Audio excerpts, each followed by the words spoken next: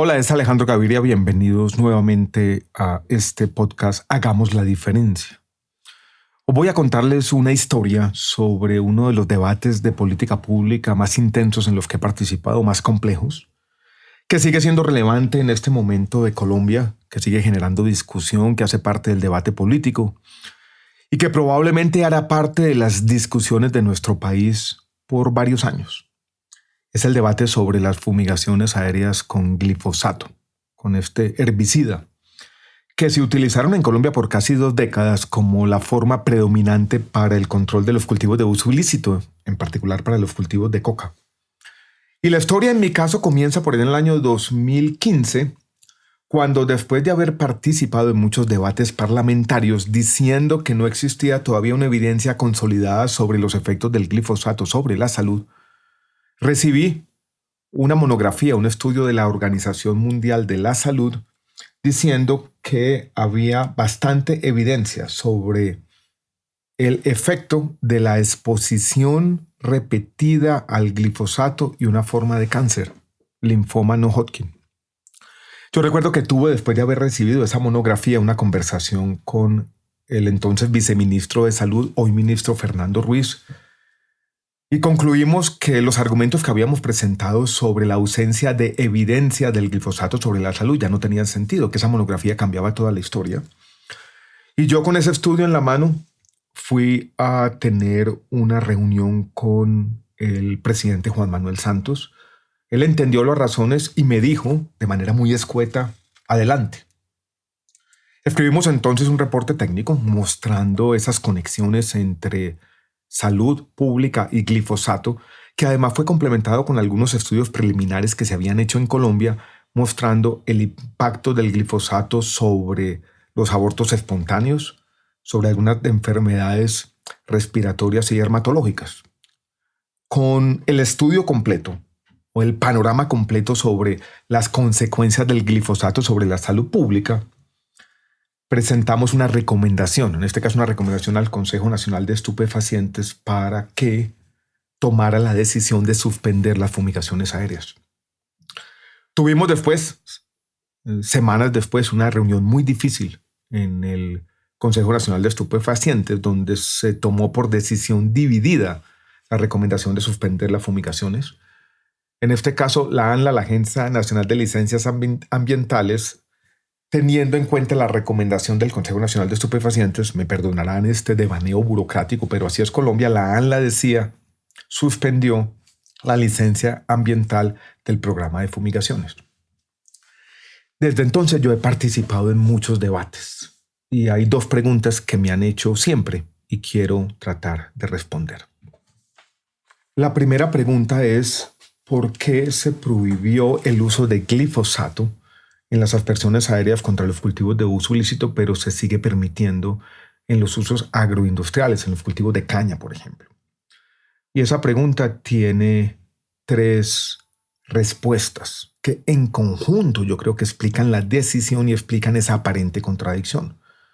La primera, que es que en este caso el daño lo hace directamente el Estado, no es un particular, es el Estado.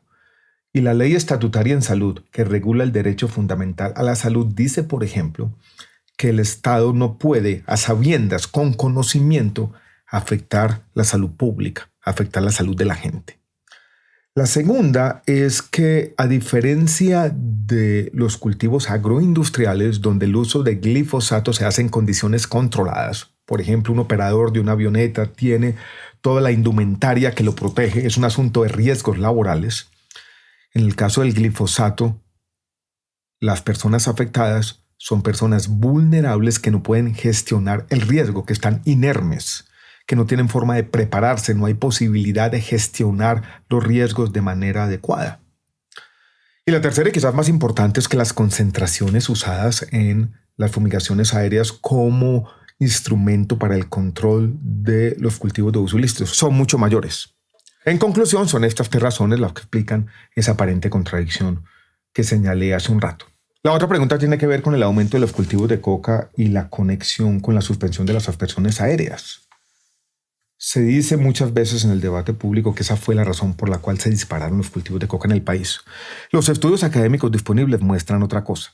que los factores fueron distintos. El primero tiene que ver con algo que se prometió, que se dijo al final de la negociación de los acuerdos de paz, que llevó a que muchas familias campesinas, cocaleras, esperaran un subsidio, una retribución por hectárea sembrada, y esa expectativa los llevó a aumentar los cultivos de coca.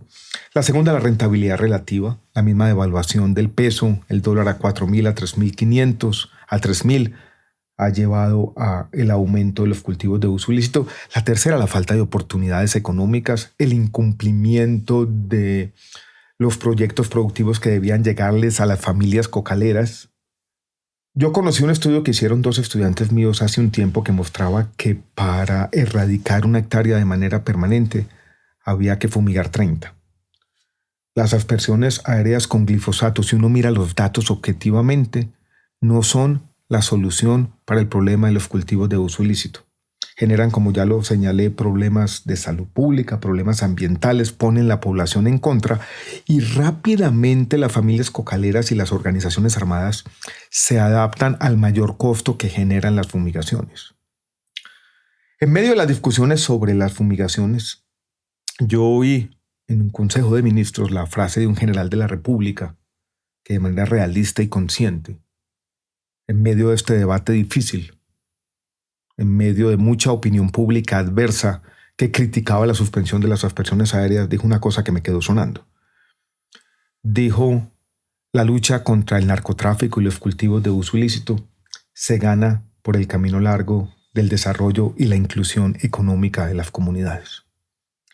Yo sé que es un camino largo, sé que es difícil, pero estoy hoy más convencido que siempre que es el único camino posible.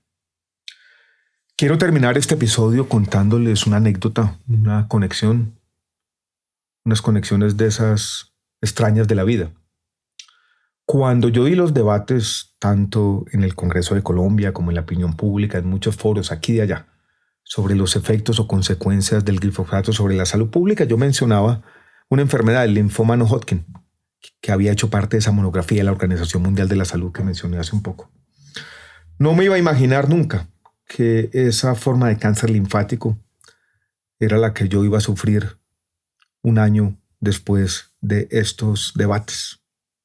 Son esas conexiones de la vida. Yo defendí de manera teórica esa lucha por la salud pública del país y después, por razones desconocidas, por esas vueltas que va la vida, esa enfermedad que había hecho parte de las discusiones fue la que yo sufrí por allá en el segundo semestre de 2017, el primer semestre del año 2018.